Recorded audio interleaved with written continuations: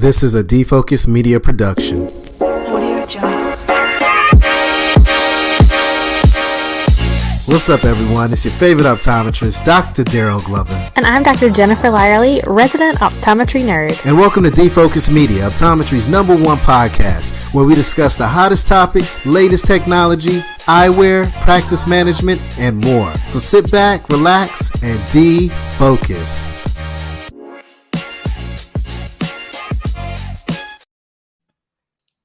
What's up, everyone? It's your favorite optometrist, Dr. Darryl Glover. Super excited because I get to hang out with the best in eye care. I get to hang out with my partner in crime, the one who started Defocus Media with me, who changed the game, elevated eye care, and still doing it to this day, Dr. Jennifer Lyerly. And also we get to hang out with the famous young lady from 2020 Glance, Dr. One and only, Dr. Jaclyn Garlich. How are you ladies doing today? Psyched up after that intro, Darryl. I can never live up to Those intros are so good. They're so ad-libbed. I'm impressed by that. Well, happy 2023, right? Every year we always come together and we talk about, what happened throughout the year, the biggest trends, the latest news, what elevated eye care, what was great, what wasn't so great. So today I'm super excited because I get to hang out with you two and really have good conversation and dialogue, but also really just help the eye care industry because sometimes we just need a recap and we need a reset. And that's what we're going to make happen tonight. Does that sound about right? That's right. As I was kind of prepping for what we were going to talk about tonight, I realized oh my gosh, this was so important for me to get my bearings about where we're at and where we're going. And I hope you guys come away from this podcast feeling as energized about 2023 as I did after preparing this outline. So Jen, what's up? What have you been up to? I mean, I know the young one is growing and growing and growing, probably as tall as you now, but kind of give us a little breakdown of what's been going on in your life since I've seen you last. I have a 3-year-old and I'm practicing 3 days a week and my life is 3 times happier than it's ever been. I love, the promise of optometry being possible for a mom to be part-time was one of the things that drew me to the career when I was in college. And everything kind of panned out exactly how I had envisioned it. And I'm really, really happy with my personal work-life balance. Awesome. Yeah, I had the opportunity to hang out with you at the Christmas party that we go to every single year. And when I saw you, you just looked like you were glowing. And I saw Mark, he looked like he was glowing. So whatever kind of juice y'all got going on over there, keep it flowing, keep it going, and let's disseminate it to the rest of the eye care industry as well. But Dr. Jackie, what's up? You got some big news. I mean, I look online, I see all this information, partnerships, acquisitions, practice, 2020 Glance. Come on, give us a breakdown. What's been going on, my friend? Yeah, the biggest thing for me this year, or really 2022, was the acquisition of 2020 Glance. And so that is now in partnership with Eyes on Eye Care. And it is wonderful. It's really great. I mean, I started writing 2020 Glance in 2016, probably the same time I met you guys, actually. That's probably how we met. Yeah.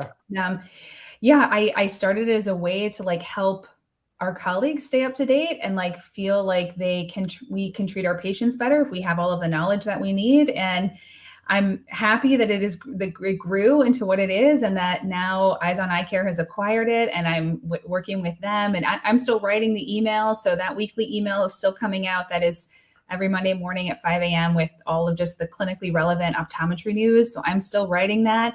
But there's just going to be a lot more development of 2020 Glance, including the website, which has all of the news stories. So I don't know if you've had a chance to visit, but glance at or glance.eyesoneyecare.com. Oh God, I probably should have prepared that, realized the web address before this. But anyway, it has, it's great. It has all of the sort of glancified, as we call it, press releases. So you don't have to read through it, kind of a dry press release. You can kind of get the what's important of it. And anyway, that's one of the small things that's to come, but I'm, super excited about that acquisition. It's been great. And I'm happy to still obviously work with the Eyes on Eye Care team. It's great. Now, we needed to sign up again to receive our glance emails. Yes, Is that thank you, correct? Jen. Yes, it's like you're doing my PR for me. I'm doing a terrible. You do have to re-sign up for it. I forgot. So I don't know. Do you guys have show notes on here or something? A link where people can do that, or Yeah, once we go live, we'll definitely have the show notes and a link to it, and make sure that everyone signs up as well. So we got you, Jackie. No worries, my friend. okay, great. I'm pretty sure that the it is glance.eyesoneyecare.com, and you can certainly subscribe there. So there's a little subscribe button in like the top right hand corner, so you can resubscribe. So that subscription that you had before, if you were reading it, if you are an OG of mine and been reading it since 2016, you just have to resubscribe. The subscription didn't transfer, so that's the only thing. But it's still the same glance you know and love. So And it's well worth it, because you bring a lot of value. You make our life a lot easier. You take these big, long research articles, all this information, and you make it easily digestible to read and straight to the point. So sign up. For all my new graduates, all my student optometrists, and even my seasoned ODs. You need to have this newsletter, because it's going to make your life a lot easier and make you shine in that exam room. Because a lot of times what Jackie provides is talking points that the patients have when they come in. So you don't want to be that one doctor that, a patient comes in and they're talking to you about something and you're scratching your head like, I don't know what the hell you're talking about, right? Jackie will make it so that you know everything that you need to know to be successful in that exam lane and have an educated conversation with your patients. So sign up. you said it way better. Way to go. Thanks, Darryl. Give us an update about your practice, because I think you had a big relaunch or something. I follow you on Instagram and your practice. You do? Yes. Yeah. So my practice is Envisionmetry in Boston. That's at Envision Boston on Instagram. And it's great. It's been going really, really well. I just actually renovated the practice, so it just needed like a little bit of a like just facelift, and so that was good. I can't say that was fun. I don't necessarily enjoy renovations, but it does look really good, so I'm happy with that. We're actually it's in process actually, so we're still doing it. I've got counters coming this weekend, but. Yeah, so it's nice to I bought this practice in 2020, and it's been slowly kind of transforming into the practice that I want it to be, including the look of it too. So yeah, so that's what's happening in the office. So well, congrats. I know that's a huge. So but follow along on Instagram so you can see the final reveal photos clearly. Yeah. Yeah, that's that one I remember. Envision Boston is the handle for the Twitter or for the Instagram account there. So yeah, follow along. Sweet. Well, let's get this party started. Jen, kind of, take us down the path, the journey of 2022. What's great, what's awesome, what's not so awesome, what's doing the news. Let's have it, my friend. Well, obviously, whenever we all sit down together, I'm always very inspired by the information I glean from my weekly 2020 Glance subscription. And a big part of your newsletter is, of course, talking about what new products are coming to market. So I want to start this off by talking about FDA approvals for the year and their impact that they had on our practice and practice going forward. Starting back in February of 2022, a generic version of Restasis finally hit the market. How has this impacted your practice, guys? I would say for me, not at all. I have not had any issues with this, not that I'm aware of, but I know my office manager hasn't heard of anything either. So I think what we were all sort of like, oh gosh, is everyone going to be switched over to generic Restasis? It's, the vehicle won't be the same. It won't perform as well. I have not had this issue. In fact, I literally just had a patient the other day who was like, oh my gosh, maybe I am getting the generic. And she was all like excited about this. And then she goes home and she's like, no, I got the same one. I got regular Restasis. So it has not been an issue for me. I don't know. What have you guys experienced? It's nothing has changed in my practice. It's the same thing every single day. Restasis, other dry eye medications, keep it moving. No problems with anything. No one's even brought up a generic. It's just been great. Everything's been the same. So no headache on my end. All right, what? I don't understand. Like, we practice in the same town, Darryl. This is why I'm super chucked for you. I was like, maybe it's a different state. I feel like PAs have been more challenging since this has happened, but I do all my own PAs. Oh, yeah. So that could be the difference here. I'm not sure if you guys are doing yours. So I do There I are do my PAs when I prescribe. I prescribe electronically, right? So I can do right. everything there, and that takes maybe 5 seconds. But if it goes through Cover My Meds or something else, then my team of technicians, my experts, they take care of that on the back end. So I don't have to deal with that headache because I got a strong support cast system that deals with that. So maybe that is the issue, but I really haven't had any problems at all with anything. Do you do your Cover My Meds, Jackie? Well, I don't, but my office manager ends up doing those for me. But I will say that, and I don't know if this really coincided, I'd have to really think about this with the generic Restasis launch, but I feel like it is a struggle to get literally any immunomodulator. I mean, anything. Like I'll be like, okay, we're prescribing Cequa, and then they'll come back with Restasis or Xiidra. Like I don't even know what they're going to get when they go to the pharmacy. So that's been the biggest hurdle that I've seen is I'm like, okay, I'm going to prescribe this and then we'll see what you actually get. Yeah. Well, so, and I could be wrong, right? Like maybe it's not a generic Restasis issue, but I think because there's a generic in this category, that's not any cheaper, correct? It makes it a bumble mess when I'm trying to get things approved because like the patient, so like, you know, the pharmacist says I needs to be switched to generic. Then I'm filling out the Cover My Meds. I was like, well, your insurance says it needs to be name brand Xiidra first. And like, there's just like this back and forth where the patient's being told multiple different things by multiple different people. And I mean, at the end of the day, because I'm persistent, I get them the medication. But I found that there's more work for whoever's doing the prior auths to actually make sure, because otherwise your patient just at a certain point is like, I'm not doing this anymore. Yep. And they'll go back to using their tears 7 times a day. Yep. That has definitely been a thing. I know there, I can think of several cases off the top of my head that my office manager has said, like, I don't know if this guy's ever going to get it. Like, this is like the most insane process. There are 2 generics. I think there's 2. There are definitely 2, if not 3 generics of Restasis now. And they're made by 2 different companies. So the one that was like the Mylan Pharmaceuticals, but that one is like the unknown vehicle. Like it's not the Endura vehicle that Restasis is. And then the Apotex is the other company that makes that. And that is made by Allergan. I don't know if you guys know that. This is why you're on the show.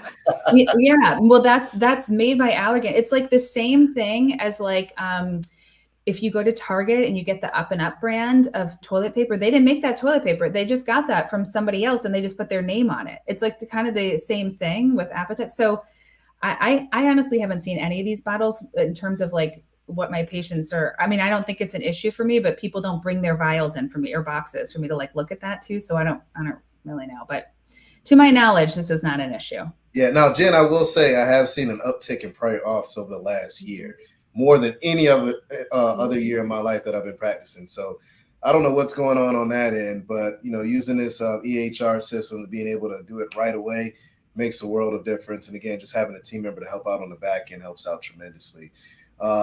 Really, where I'm starting to see a little kickback sometimes now is actually with Xiidra, because I think they're changing things. So they changed things with one of the major insurers out there, what it looks like with Medicare, but I'm starting to get a little bit of kickback on that end.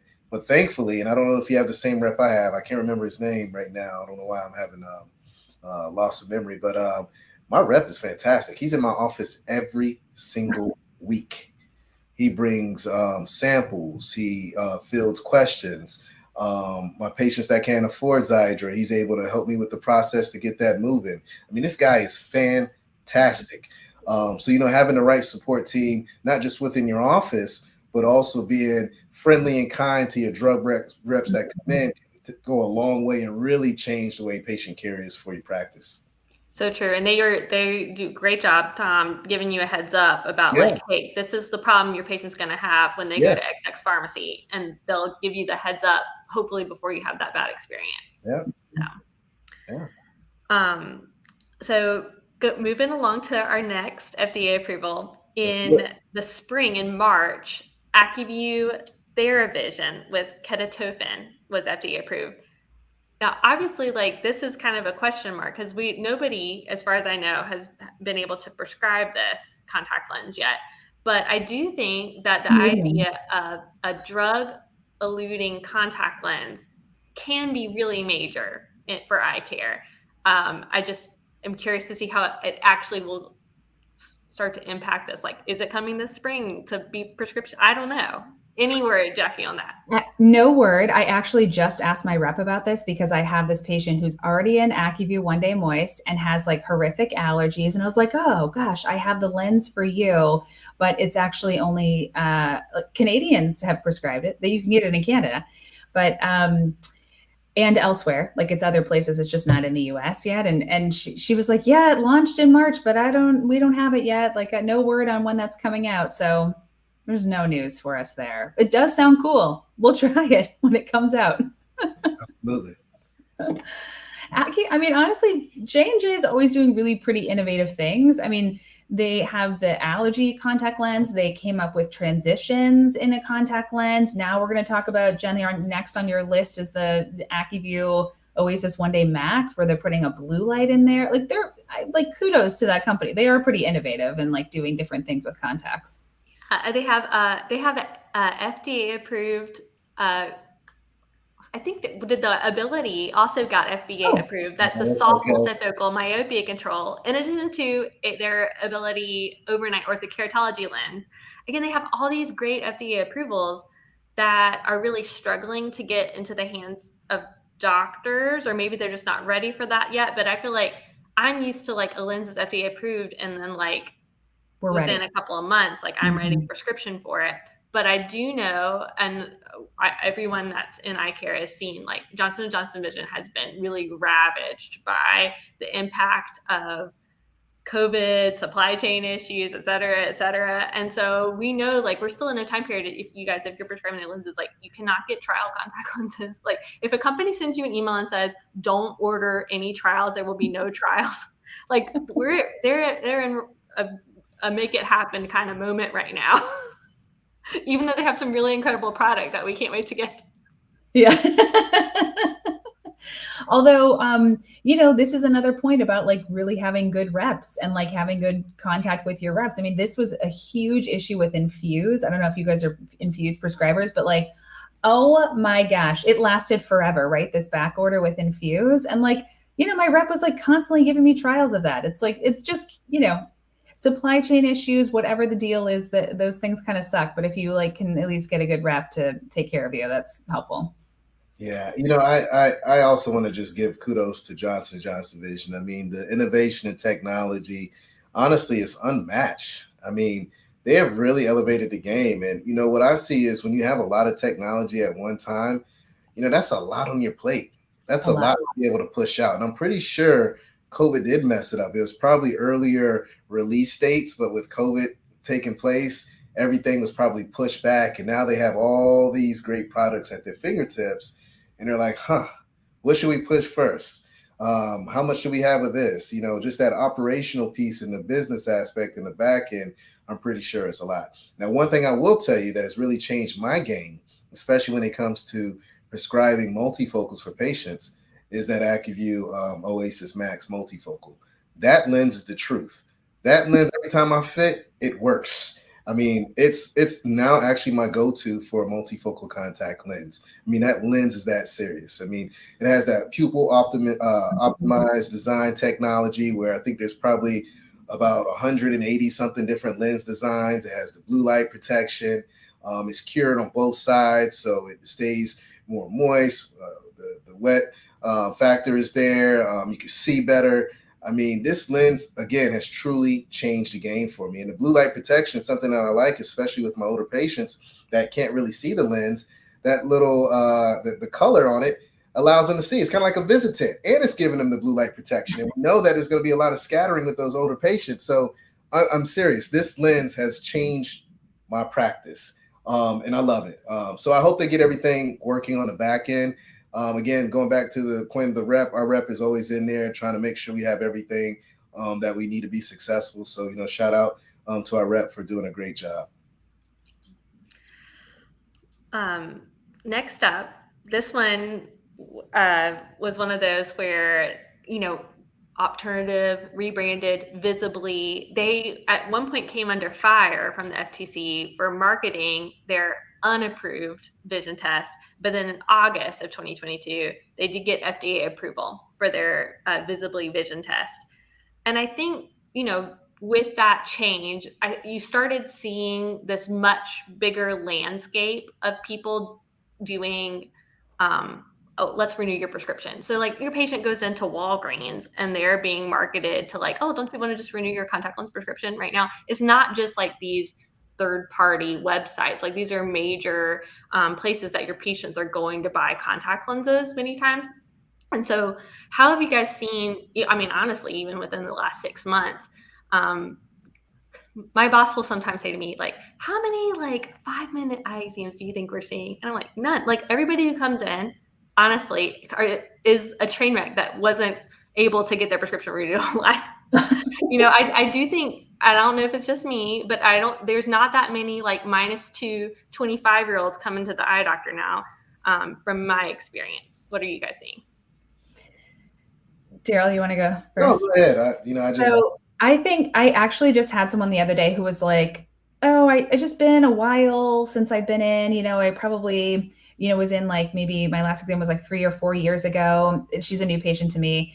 And she's like, yes, I wear contact lenses every day. And I was like, oh, okay. And I was like, well, she's like, I've just been doing the online, eye exam. And so I do hear that from patients, but I do also think that patients know that's not exactly an eye exam.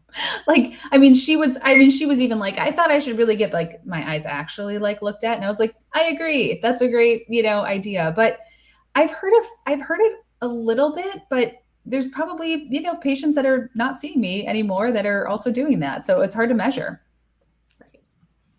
Yeah, I haven't had any patients coming in talking about that stuff, to be honest with you. They're scared to tell you, I Darryl. don't know. Maybe. Well, they're not coming in. Like that's the thing, right? Like you're not going to see them. You'll see them every 3 years, every 3 or 4 years, when they're like, okay, I think my eyes might be dry now. I should probably talk to someone. That's what it is. Yeah, Until they're having a problem, you will not see them again. Right. Yeah. Time will I don't know. We'll see how that sort of unfolds. I haven't seen a huge impact in my practice, but like there's a bunch of unknowns there. I don't know who's not seeing me anymore, Right.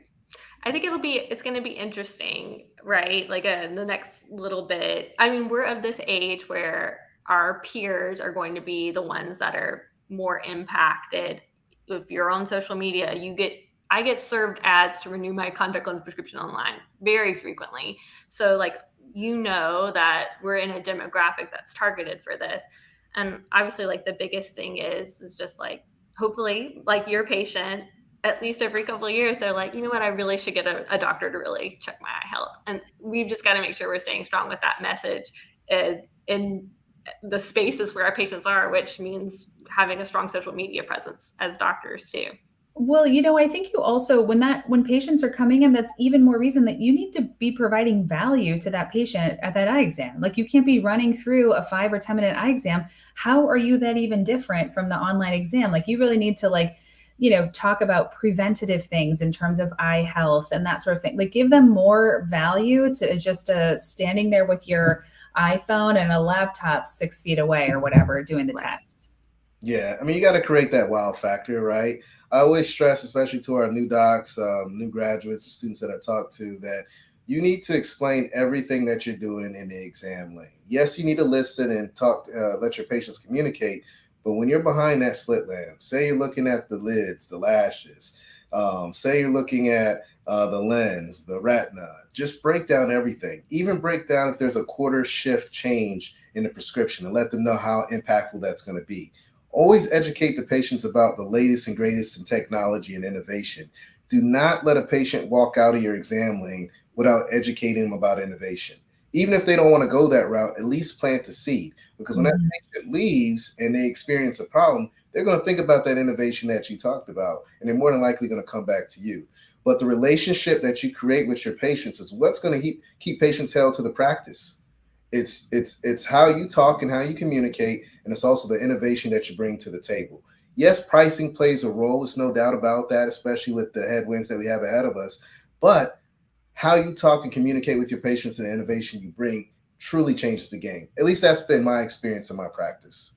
Same. Yeah, totally agree. Yeah. Mm-hmm.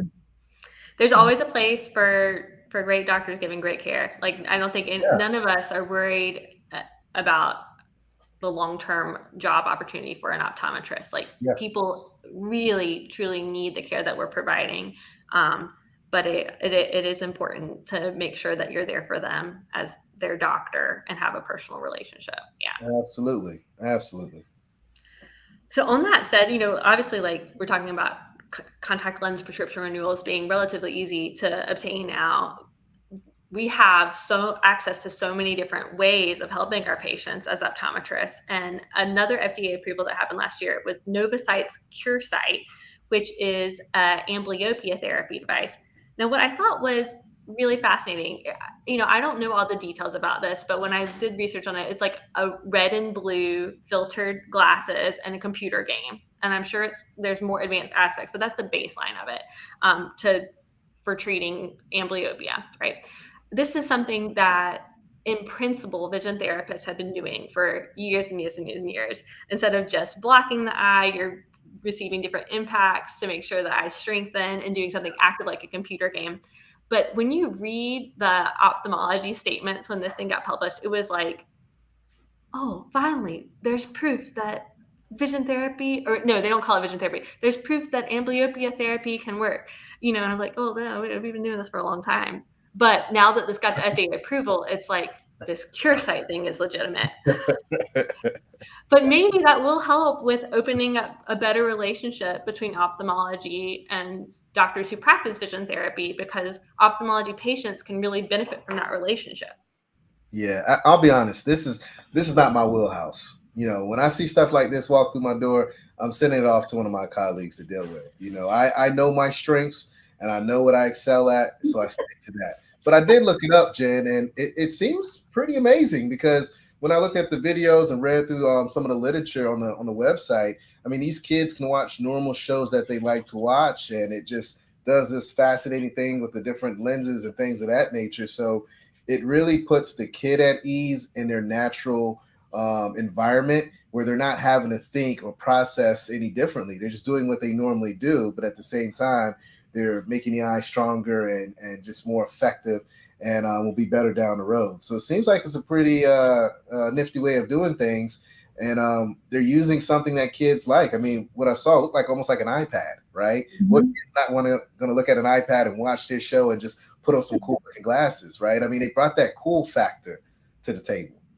So my daughter is amblyopic, and I cannot tell you guys how much I have emailed this company so many times. Like, can I try this for you? Or can I just get it so I can use it with my daughter? Because patching is awful. Like it is, she hates it. If we're not consistent, if we get like a slip, like we go on vacation, like, oh God, like to get back into the patching is like so obnoxious. So this, from a parent perspective, is like a dream. Yes, here, this is, you have to wear these, or you're right. It is a red-blue set of lenses, and the machine actually uses like eye tracking, and then it blurs the central vision of the dominant eye to make the amblyopic eye work.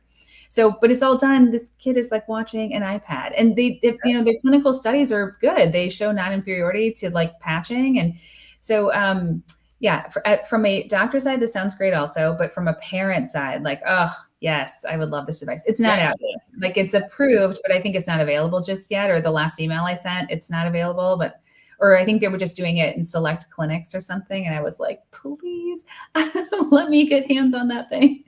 There's other things that you can do on this device too. I saw, like, I think you can do regular color vision tests, and there's like maybe 4 or 5 different things that you can do. So it's not just a one-stop shop. I mean, it's something that you can really build a niche in your practice around.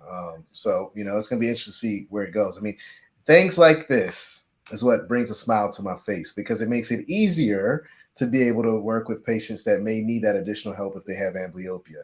That's one reason why I like that Max lens I was telling you about, because it's dummy proof. You scan the QR code, you put the prescription in, kicks out the prescription, put it on the patient, high percentage of it working the first time, and it makes it easy. So I love the way that the eye care industry is going. They're making our life easier, where we don't have to collect a lot of information, but we can do more of this. We can run our mouth. We can engage with our patients. We can have FaceTime, right? and really make that loyalty build up because we're able to communicate with the patients, right? I'm all about running my mouth in the exam lane, just saying. Yeah, and you have to have time for that, Yeah, like that's your patients want you to talk to them, Yeah. but absolutely. like if you schedule them too quickly together, people don't like the long wait either. So No. Hey, Jen, honestly, 90% of my exam is me running my mouth about trips, food, my kids, and 10% is eye care. I'm being straight up with you. I mean, because people come in to talk about that because they see themselves in me, right? They're like, oh, he's just like me. He's a normal person. So you break the trust factor down, and it's just easier to get through the exam because they're giving you all the answers. I don't have to rip it open. It's already there for me. So it makes life a lot easier. all right, the last approval I want to talk about was AI Help. It's a AI diabetic retinopathy screening. This is a non-mydriatic fundus camera that they are going to take a picture of a patient designed to be at a primary care doctor's office or similar. And then it's going to detect with 93% sensitivity, 91.4% specificity, the presence of diabetic retinopathy.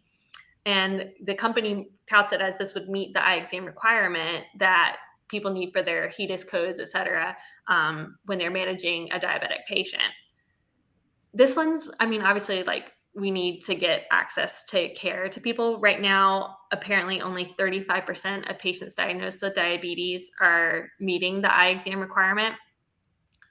Though I oftentimes wonder, because the only people that are going to get documented as having met that is if they went to their eye doctor and they billed it with the code of diabetes to their medical plan. So if a patient comes to see you and they had diabetes and you did the whole exam and you dilated them and everything, but you filed it to their iMed, that does not meet the requirement.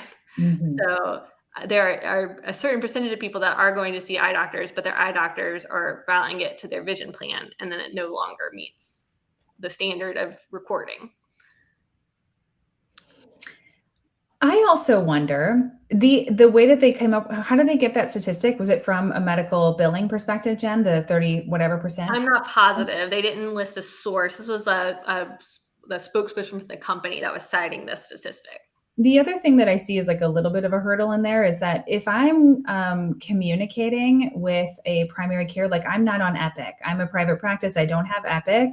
And so, I think sometimes the doctor's like, they didn't get it. I don't see it in here. Even if I faxed, which is like a hilarious method of transmission. Okay. But like, even if I fax the form over to their office, I think there's probably like, that probably gets missed some of the time. So I agree. for a lot of my diabetic patients, I've gotten into the habit of just copying them in the email, like sending this form to their own email so that when they go, because a lot of my patients are really engaged with their own care. And so I'm saying, I'm going to send this to your doctor, and then I'll get a call like they didn't get it or whatever. And I know we faxed it, but so I've gotten into the habit of actually sending this via email to them as well. But Jackie, I do the same. I keep my patients engaged. I actually send them the form and the photos, and I tell them to upload to their My Chart here at Duke or UNC or Wake Med, whoever they see.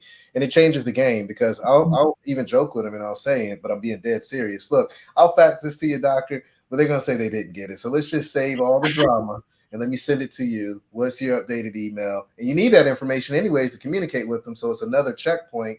And then I send it to them. And I can see when they open it up. I can see when they download it, and all that other jazz. So I think you hit the nail on the head. We have to partner with our patients more. We have to involve them more in the patient care if we want to make sure that they're getting everything that they need. Jen, I think this is good, right? We can't see everyone, right? We can't do everything, right? Again, it goes back to education. When a patient comes in and they have diabetes, we have to talk about some of the things that come along with that: dry eyes, cataracts, and just really give them the big picture that, it's not just bleeding in the back of the eye. There's all these other pieces that go along with it. And as eye care professionals, as experts, we're going to make sure we look at you from top to bottom and partner and share this information with your endocrinologist or PCP. We just got to do a better job with being partners with the endocrinologists and PCPs. Yeah. I think this is a good thing. I mean, I think it may even bring more patients into our offices that do have some level of retinopathy that needs to be addressed, that they wouldn't normally come or whatever. So I certainly think innovation in this category is great. Yeah.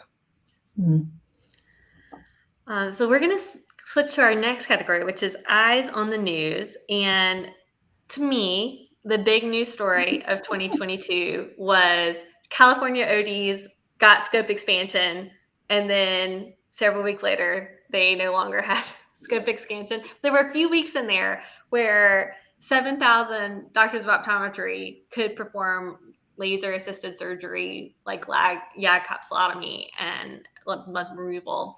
And then the governor vetoed that bill passage. And kind of the fallout, honestly, was quite interesting with as always, when these scope expansion topics come up, there's a lot of pretty nasty things that end up getting said. And you see where many people in the MD community stand when it comes to the feeling of a partnership with optometry. How did you guys feel about everything that kind of happened? Was it a surprise when the veto happened? I think a lot of optometry was pretty shocked. I was shocked as hell. I didn't expect it. It just came out of nowhere to me. I was like, what the hell is going on here? But I don't know all the details in and out. I mean, I've seen all the crazy stuff on Instagram between ODs and OMDs. And I'm just like, look, we look like children fighting, and patients see these platforms. Patients follow us as eye care professionals. So we got to partner better. But most importantly, and I can't stress this, I say this on a lot of podcasts, and I realize it more as I get older in my career, is that we got to support the AOA. We got to put money out there, right? If we do not fight to expand our scope and protect our rights, everything could be gone tomorrow. So as eye care professionals, we got to step it up. Drop that bag of money in their pocket or go out there and stand on the front line and do something about it, right? But this did shock me, Jen. I was blown away because I was like, man, if Cali got it, we're going to get it in North Carolina. Let's go, baby. So it kind of hurt my heart in a way, to be honest with you. I think I was mostly, I don't really know that I was shocked. Sometimes on Instagram, there was a lot, and TikTok, a lot of just like horrible negativity going back and forth and I was like, oh my gosh, like we shouldn't engage. Like this is like not stop. I don't know. It was just awful. So for me, I was like, this seems pretty loud. Like I saw so many people say, call the governor, veto this bill. So I was like, this seems like this might happen. I don't know. It seems loud, but I don't know if it was all the power of social media and whatnot, but yeah. I don't know. I think the bigger issue is just like, I don't know. It's like I have had really great relationships with ophthalmologists, and I can't say that I have any negative relationships with ophthalmologists. We need to think of a better way to actually work together instead of have this like awful divide. And when something like this happens, everyone's like digging in their heels. Like, can we just like stop and say, what do you think is the appropriate education that we need to get this sort of care? Like, I just, I don't know. It's like a deep rooted fight, that we just like slowly have to just kind of make relationships with our local ophthalmologist, send good referrals to them, like show them, we know we're not idiots here. Like we do know what we can do. And I don't know, try to build better relationships there, but that's one thing that I would say, and then I'll stop touching on this topic myself, is that we got to watch what we put online. I mean, I can't stress that enough. Like, do realize that people can screen cap things, and if something comes up in court of law and all that other jazz, you said this, you said that. Like, be careful with what you put online. Mm-hmm. It lives forever. So, even though you're upset something didn't work out, pick up a phone, call, meet someone. To your point, partner a little bit more. Maybe go to one of their events and educate them on something at hand, right? That you're an expert at, and kind of break that barrier. But we just have to do a better job. I mean, at the end of the day, they're concerned we're going to take their money, we're going to take their patients, this, that, and the third. But when reality, there's just not enough of any of us. So we have to work together as a team to really serve the aging population that's out there. Mm-hmm. Yeah.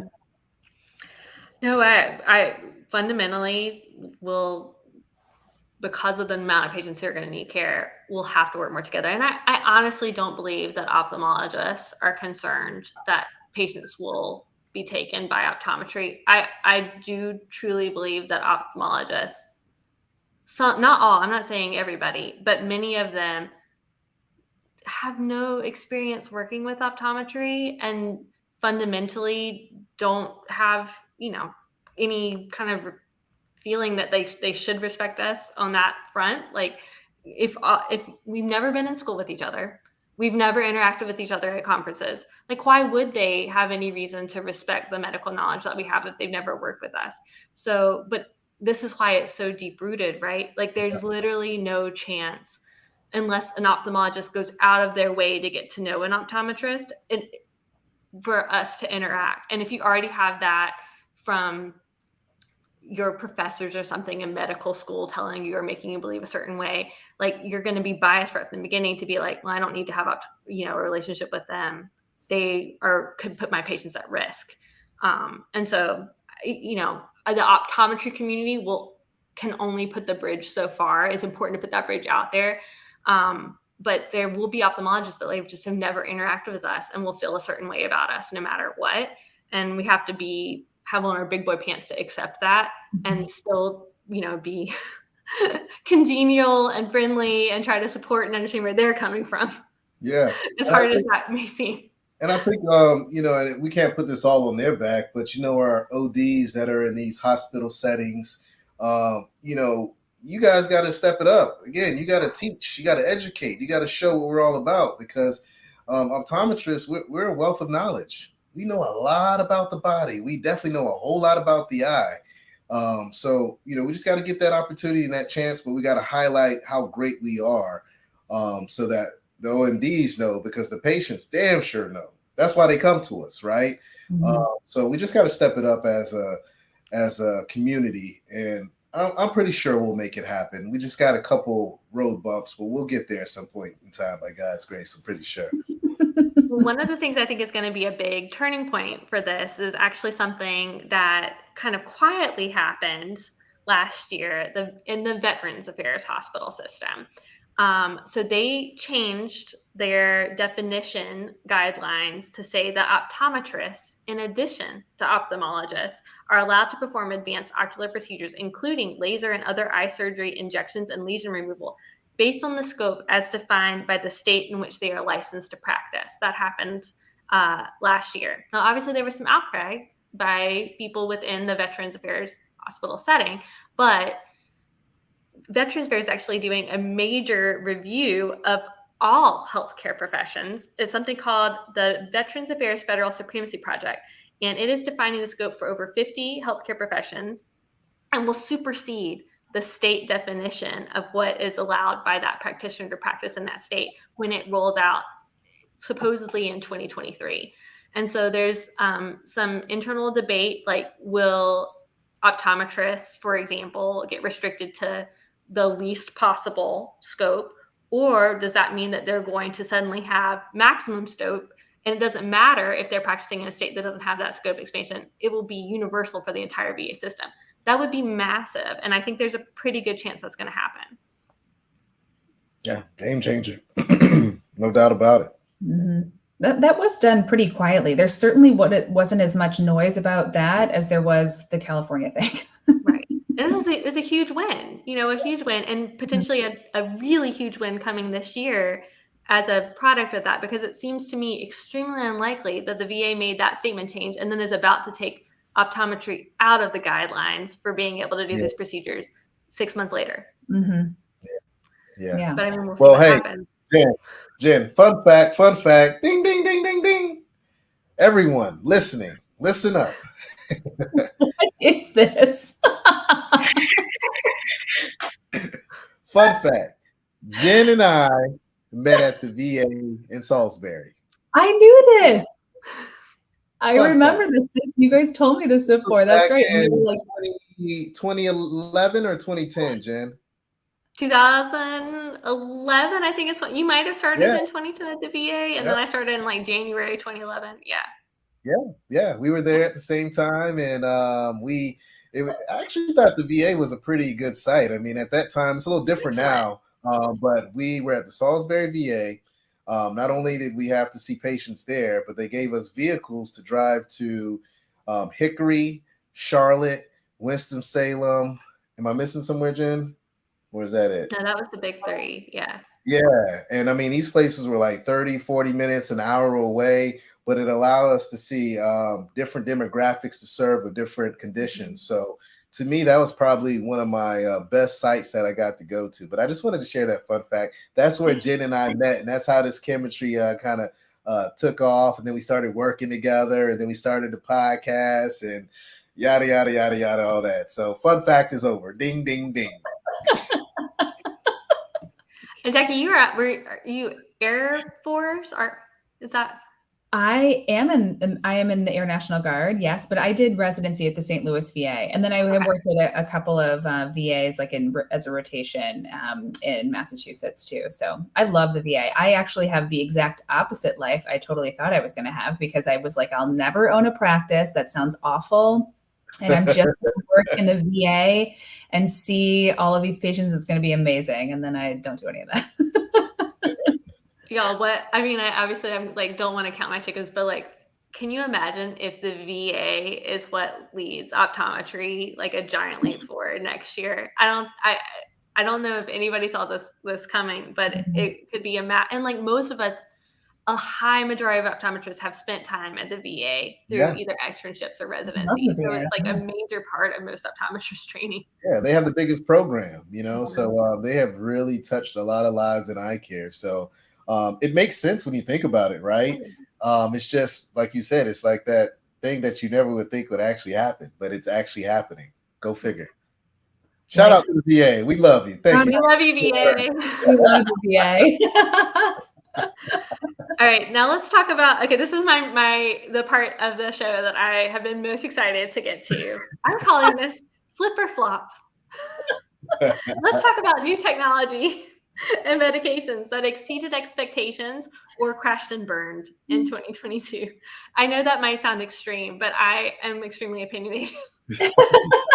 Let's talk about Vuity, that kind of got FDA approved November 2021, but probably came to your offices in early 2022. So I have a couple patients on Vuity, and I think it served its purpose. Some patients want it. It's just another tool in a tool belt to give to patients. Do I have 1,000,001 patients on it? No, but do I have a couple? Yes. But everyone knows when they come to see me, I'm a glasses man, right? So I'm all about high-end eyewear, high-end lens technology, and that's the following that I have. But I do have a couple of patients that actually leverage it, and they've been successful with it. So in my book, I'll say that it did well. What'd you say, flip or flop? Or what was it? What was the thing? Those are the options, flip or flop. Yeah, so I don't know. I mean, I guess it excelled in my practice. Let's just say that. But Jackie, Jen, I'd love to hear how it worked out for you. I think that it's really hard to be first in a category and to have like a first drug, and you can't see the mistakes that other companies have made before you. So I think Allergan did a pretty decent job. I think there were some missteps in the beginning on just doctor education on what patients to actually even use this on. But I think as time went on, we sort of discovered it and like, oh, well, we probably wouldn't use it in this high myope or what. Like, I think some of this sort of came to light after. And I think that had to do with their early FDA approval of it. They didn't expect it to come quite that early. But there's certainly like a niche for it. It's like you said, Darryl, it's definitely not for everyone, but it is another option in the same way you're going to talk about glasses, contacts, surgical interventions. We've got an eye drop. We've got a lot of people want options, So I think it's been good. It's not this like slam dunk, like easy works for everyone, but there's certainly a niche of patients that do well with it. And it's nice to have that. And honestly, Allergan is the first, but we have several that are following. Orisys is one that's going to come out next year, likely, probably the end of next year. That'll be our second presbyopia drop. So, everyone's sort of doing different concentrations, different mechanisms, actions. I think it's great. I think the innovation in this category is great. And I think we'll sort of, as time goes on, we'll learn who is best suited for it. And I think we'll be able to even better choose our patients with the appropriate drop that they need, as we learn more about that. Yeah, I think the technology is going to get better as time goes by. I mean, now we're really getting the data, we're getting more science out there, and people are trying to figure it out, and more people are coming to the table. So it's one of those things that's definitely going to. I honestly think this is going to explode at some point. It's what patients do want this, right? I mean, if a patient wants it, if there's a demand for it, someone will produce something that will satisfy that demand, and it may not happen overnight. We just were talking about contacts, and I told you now I got a lens that's just killing it for me. So it's going to take time to build up, right? Y'all, this is a flop. No. Okay. I don't know what you're talking about. This category, yes. If a drop was effective and worked for patients. All right. I have used this drop on a lot of my patients, and I've had under 5% of people that have tried this drop tell me that it accomplished any significant, meaningful improvements to their vision. And I'm extremely selective because of this on who I even give it to, because I know it's not going to accomplish for like my more demanding patients or the higher ad patients. I have had them come back for follow-up visits where I measure their acuity. At most, you're getting a plus 125 ad effect in my experience. So for these early presbyopes, yes, it can be effective for them. But these early presbyopes, at least in my practice, they're like, I only have to put on the readers if it's like really dark or I'm really tired. Like they're not the people tied to their readers yet. And by the time, and so they're also not tied to using a drop every day that costs them $80 a month. So I feel like to me, it's been a miss. And I also put a lot of investment in this like presbyopia management program that we do, kind of like a myopia management program in my office, where we do like a pre-op, or not op, but like a pre-visit where I'm dilating their eyes and doing all this evaluation, anterior segment management, stuff like that. And then I'm doing like a post-visit. And of course there's fees associated with this. So like by the time they jump through all these hurdles and they're like, oh, the drop didn't really work for me. I'm like, I know you just spent a lot of money at my practice, and like I gave you a drop that was ineffective. So it's been a big flop for me. Yeah. And what are you doing in your like workup for this VOD patient? Dilating? Are you doing a MAC OCT in there as well, or no? Yeah, I do. We do a screening macular OCT as a normal part of our workup. So they're getting that at my office. And then I'm doing an anterior segment OCT as well. And obviously checking their eye pressure before and after. My preference is to use the drop in office and then repeat their eye pressure measurement and their OCT. This is a big practice management issue. And I understand people saying like, well, I'm not going to do all that stuff. I'll just prescribe them the drop. But then what happens when your patient has angle closure, or you're one of those retinal detachment cases? And like, it's well documented in the literature that this drop, not this drop, but pilocarpine as a drop has these potential side effects, and you didn't test for it. Like, I feel like that's a major liability issue. I think that, but the literature of the retinal detachment, there's been the cases that have been with VOD, which are pretty infrequent in reality compared to the number of prescriptions that have been written for that. But certainly retinal detachment has been in these 4% pilocarpine, like when we're actually treating that for a glaucoma patient. I think there is also this sort of scared sort of thing. Like there are all of these potential side effects, as we're talking about here, that almost, you're trying to cover yourself as a doctor, but what impression does that give to the patient who's like, what, I got to do all this testing? Like, what, I'll just wait. It's fine. I'll just grab a reader or something. And I think, I think it will just take time in the same way that it took LASIK time. LASIK has risks also. They're higher risk than they are with VOD, for example. So, but people won't think twice, and doctors won't think twice about saying, go have LASIK. That's totally fine. I'll do your pre-op and post-op care. Like that, there's not as much of an issue there because LASIK has been around for a long time. And so has pilocarpine, oddly enough, but not in this purpose. And so I think that overall, the risks of this are actually quite low, but just it's a new thing to doctors. And so there's a little more like, I just want to cover myself and make sure that I'm, good. I get that. I mean, I totally get that. But it's just like LASIK. Like you have to sign the informed consent. Mm-hmm. Like and then the risks are very, very low. But same thing, it's like, all right, well, so I kind of need an informed consent about this. If there's any potential risk to sight involved. Right. Yeah. Even if the chance is like 0.0000, like technically it's my job as a doctor to provide that information to you and make sure you knew about it before I put the drop in your eyeball. Yeah. No, I mean, I everyone's going to have a different perspective on this one, right? But I want to give a shout out to Dr. Joey Allen, Dr. Eye Health. He stated that I have a few patients who like Vuity and use it, but the success has been a bit lackluster. The $80 price point seems a bit much for people compared to the cheap reading glasses, right? For me, it's one of those things, what's going to make the patient happy? It's almost kind of like, I think sometimes the way we judge it, we don't judge it the same way we do glasses or contacts, right? Like if you have a patient that comes in and they can see their cell phone, then they're 20 happy, right? It doesn't have to be 20/20, but if it's functional and they can do what they need to and it gets them through that night out on the town, then, that's going to work, right? And just provide it for that patient if it makes sense. But the key thing I think with any of this innovation and technology is, number one, make sure it's safe. And number two, make sure that you communicate clearly with your patient expectations. And I think as long as you're doing that and you're looking at the literature, you should be good to go. And yes, Dr. Allen, 20 happy. It's a beautiful thing, my friend. All right, the other one I want to talk about was Tyrvaya. Also not technically FDA approved in last year, but I think last year was probably the first year that many of you guys were prescribing it. How has it worked in your practice? I feel I use it like crazy. Oh, do you? It's good in my practice. Yeah, I use it quite a bit. Yeah. Now, they just got acquired by another company, so I am having some issues when I send it to PhilRx, where some of my patients say they're not getting the link that they used to say how much it costs and payment and things like that. But that's just a small hiccup, I'm pretty sure. But this has been, I don't want to say game changing, but it's helped some of my patients. I'll give you a prime example. I had a patient come in the other day, and she recently had rotator cuff surgery or something like that. So to put drops in the eyes is like a nightmare. They try to do it and it's all over their nose, their mouth, and everything.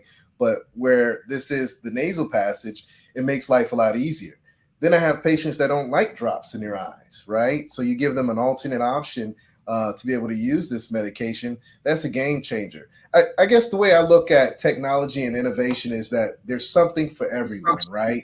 And when I'm talking to that patient in front of me, is this the patient that needs that medication that may be Tyrvaya or may be Vuity or may be whatever other drug is out there? But what can I do to make that patient lifestyle be not as impacted by treating something that needs to be treated? So that's kind of how I look at it. So it's like finding the perfect fit for the medication that's in front of me. Does that make sense?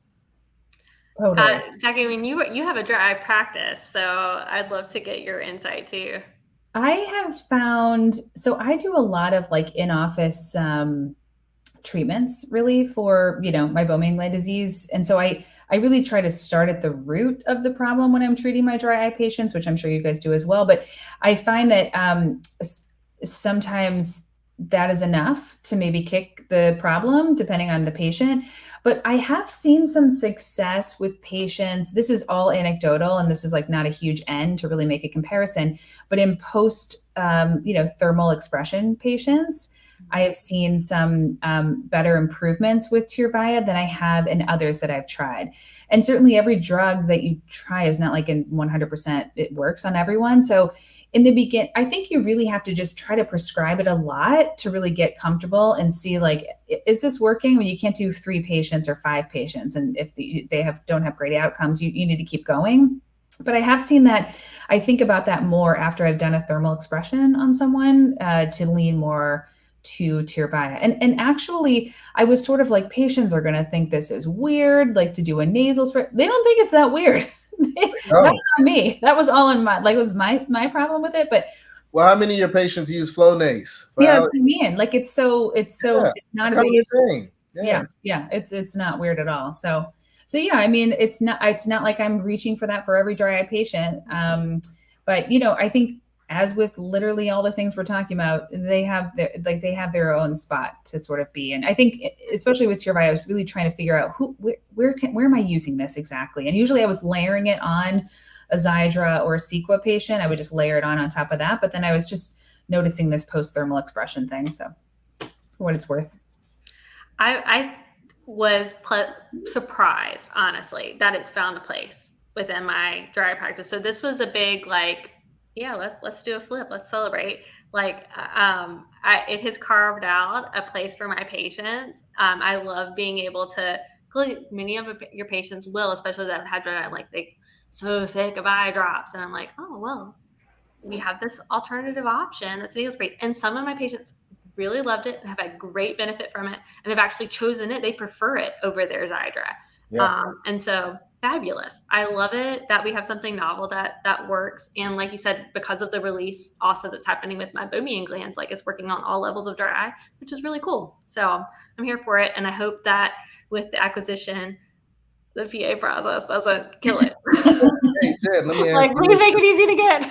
We talked about this earlier, but is Sherry your rep for? Yes. So she's mine as well, and I'm pretty sure she's been very instrumental in making sure that you have everything that you need. And when you have that, again, that support cast system, it makes things so much easier. She's in the office. She's talking about the drug. She's telling you what's about to happen. I mean, she came another day and told me about the acquisition, I think, top of the year before the holiday. I can't remember. But she did tell me that it should be easier to get on formularies or something like that because of the company that acquired them. They're pretty hands-on in regards to making things like this happen or have similar drugs as well. So I think we're going to see a big year for Tyrvaya. I think we're going to see it easier to prescribe. And I'm curious to see where it's going to go. Well, somehow, because we have so much fun with each other, we're already at a 1 hour podcast. Hey. But I did want to wrap things up before people fall asleep. Okay, what's coming in 2023 that you feel like is going to be the big drive? And I know we talked about the VA thing already, so that's off the table. But what are you really looking forward to in 2023 driving optometry forward? Okay, I'll start.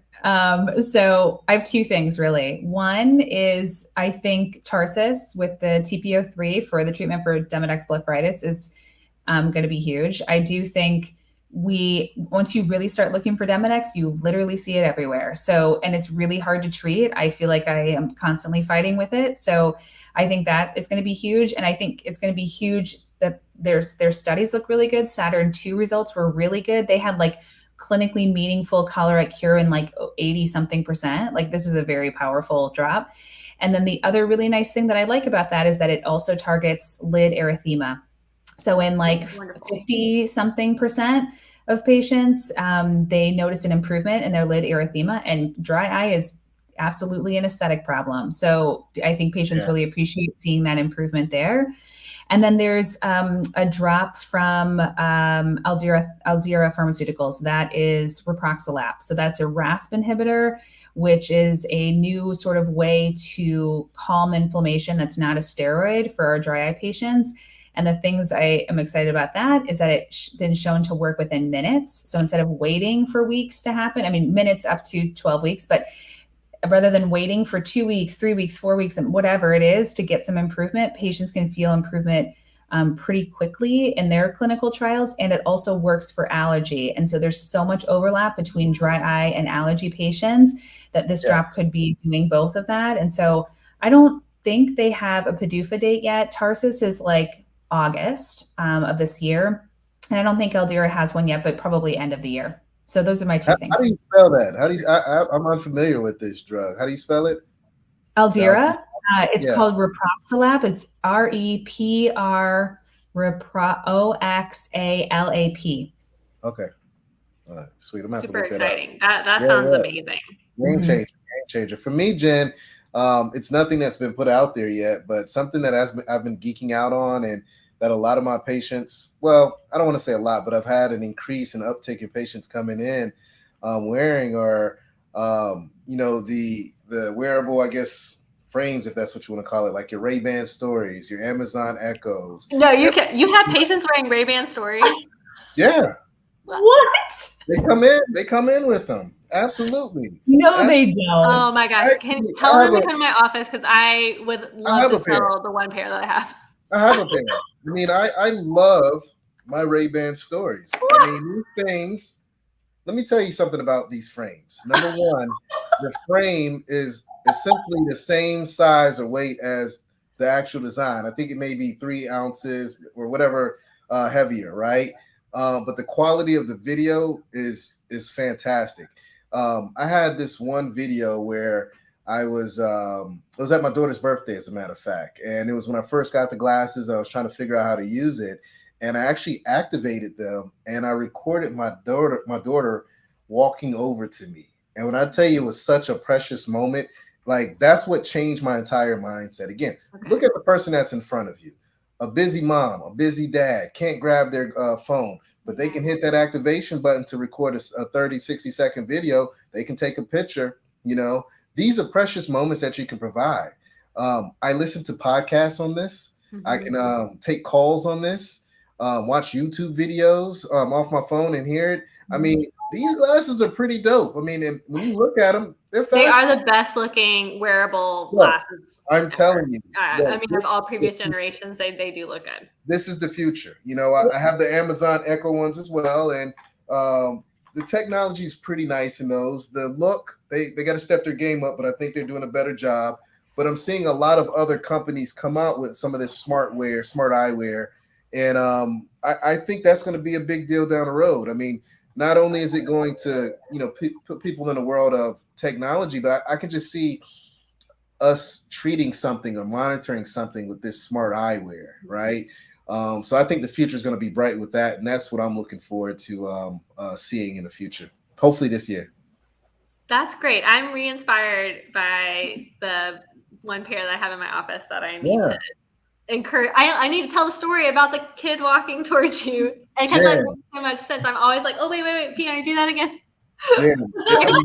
It's game changing. I mean, like, honestly, Eslo should pay me to play a commercial of this. I mean, that's a great commercial. Yeah, it really is. Jen, I mean, like, it even gets to the point where I'll give you another example, then I'll stop talking about this. I was down in Dominican Republic for my birthday, and the folks that were part of the ATVs, they were like, you can't take your cell phones. We're like, what the hell you mean we can't take our cell phones? And it's because people would take pictures and video and flip the vehicles. So, you know, I had my Ray-Ban stories with me, and I was able to record seeing all the different things while I was out there. So just to kind of give you an example, might be hard to see, but this is me driving. That's great. Recording on my ATV. Like, look at that perspective. That's pretty. You can't tell me that's not cool, right? How much are these? How much are these glasses? I think they run like, maybe, I want to say close to 300, maybe a little bit. That's what I would say. I think they're like around 300. Yeah. Yeah. I mean, it's game. I'm gonna do one more. I'm sorry. You got me going. Let me try to find that picture. No, this is I did not know what you guys were going to talk about at this section. I am still like this came out of nowhere. So we were sitting down, my brother-in-law and me, and I'm sitting there playing with the stories, trying to figure it out, right? And then all of a sudden, I'm like, oh, look at my daughter. I said, this is a good picture. So I get up and try to run over. Watch. The glasses are recording. You can't tell me that's not precious. Imagine those precious moments you captured. Yeah. All on the glasses. Darryl, we're so sorry we made fun of you. Okay. Darryl, yeah, I mean, I'm surprised I didn't put this in my flip or flop category. Currently, it's a flip. I love eyewear, you know, and when you add innovation to the mix, to me, it's just one of those things that's going to change the game. So, hey, that's me. Sorry. Jen, talk to us. What do you have going on? My last one. Y'all, I have no idea when these are going to get FDA approved. Literally no clue. Myopia control glasses. Yeah. This will be a huge, like, when my side got FDA approved, I was like, this may be the biggest moment in my career to have myopia management FDA approved. I literally thought it was never going to happen. And this was a big part of like what I was doing in my practice. And I kind of always felt like a black sheep for it. Cause like A lot of optometrists supported it, but nobody else did. And then to have like now it's accepted in the community, ophthalmologists are doing, like now, but when I can finally serve my patients that just want to wear glasses, it is going to be a huge game changer. And honestly, I will probably stop prescribing atropine altogether at that point because there are some side effects with atropine that if I could avoid, I'm only doing it for the patients who like are not candidates or cannot do contact lenses. And I'm happy to put atropine away and just do the myopia control glasses. Hey, Jen, look, I'm super excited because the only myopia control I do is with my sight, right? If it's atropine or ortho-K, I don't have anything to do with it. So again, to put another tool in my tool belt, I think there's a lot of doctors out there like me that are not doing heavy myopia control. Now, I'll refer it to one of my colleagues if they need more, so I don't just leave them stranded. But to be able to have a pair of glasses, come on now, that's game changing. Now, I want to ask you a question. And I actually was on a podcast the other day with Dr. Jeffrey Fairdyk, and I posed the same question to him. So I want to ask you, ladies, those glasses are hideous. How is that going to impact the confidence of kids when they're in school? Here's the thing, like I have not seen it in person. So it's really hard for me to judge, right? But I've seen the pictures of them held in a Doesn't certain look light. good, right? And it surprises me. Even my Canadian doctor colleagues, like I'm always asking them, like, and the kids don't complain. They can see, and they're like, oh yeah, they see great. I'm like, really? So I do think there's like going to be some of like, how does this really work for American children? I don't know. But yeah, I mean, I'm hoping that that's just like the light. Like, look at my Crizal Sapphire. I love this, but like in a certain light, it looks crazy. We're all wearing blue light filters right now, and we know we love them. We have them in our glasses for a reason. But like, yeah. Yeah. So that's my biggest concern, but I think it's a game changer. I think, we know there's an epidemic when it comes to myopia, right? But this really makes it easier for the doctor to prescribe and give the right solution and just really help a lot of kids, right? I mean, this is going to change the game, literally. And there's so much good data. I know you were on top of it on the data, Jackie. Like these are very effective. We're talking 50 to 60% myopia control. Studies going 5 years or more because it's been available in other countries for way longer. Like it's not like, oh, it looks good for a year and then it's got waning effectiveness. This is persistent myopia management effect. I love it. You know what? If they get into high school and they're like, cosmetically, I don't like this anymore. Just imagine if they wore it for like between 8 and 15, like how much lower their prescription would be. Yeah. I don't think it's that cosmetically noticeable. I don't think it is, right? Like I think it's only when you hold that lens up that you notice that. That's what I was thinking. It normally looks like, I think it looks. No. I'm like Jen. I haven't seen it in person, but I've seen the pictures, and the pictures look a little wild to me. So yeah, but I think that's not that. No, I don't know. We'll find out whenever it gets here. Look, I see kids. They come in, and the way they're so meticulous about certain things, and social media, and this, that, and the third, and kids going to school even with a little line bifocal or something like that. It's just kind of like, So I want us as eye care professionals to really start thinking about this before it comes to the States. So when it comes, we can really have good dialogue with our patients and be prepared, right? So maybe we need to have a seat at the table with some of the myopia experts and see what tips they have, or some of these folks that have done this in other countries like Canada and I think Africa and Australia, maybe the UK, I'm not sure where other places they are, and just take some of their best practices. But I'm looking forward to it. It's going to make life a lot easier for me. Yeah. Well, any parting words or final inspirational thoughts that you want to share as we bring this one to a close? This has been great, you guys. I feel like this time flew by. It's been over an hour, so apologies to our viewers, but this has been great. It's like always great to hang out with you guys. I miss seeing you guys, so it's nice to hang out. Yeah, well, it's great to see you. And Jen and I, we're actually going to be kicking it and hanging out down in Atlanta. We're actually doing a course together, so we're super excited about that. So you guys need to show up. Wow. 100 years, come celebrate with us. We're going to have a great time in Atlanta, March 1st through the 6th. Man, it's going to be fun. Oh, have fun, guys. I'm not going to Seco this year, unfortunately. You guys doing an expo? Yeah. I'll be there. I'll look you up. All right, let's do it. All right. Well, hey, thanks so much for hanging out this evening. Everyone, this has been a fantastic podcast, a lot of great information. You have some things to think about. Take some of this information, take some of this knowledge, implement it into your practice, elevate your practice, and take it to the next level. And if you ever have any questions about anything, go to these two experts. Don't ask me because I don't know. Go to these two ladies right here, Dr. Jennifer Lyerly and Dr. Jaclyn Garlich. These two are fantastic. I mean, when I sit down and I think about people that have really elevated eye care, I look at these two ladies. Oh. So Jackie's done an amazing job with 2020 Glance. Jen has done an amazing job with Defocus Media. And the thing that I love about both of them is that they truly create authentic dialogue. And when I say authentic dialogue, I mean they actually practice what they preach. They are in the clinic, they are seeing these patients, they're using this technology, and they're having a real candid conversation about it. And that's what we had this evening.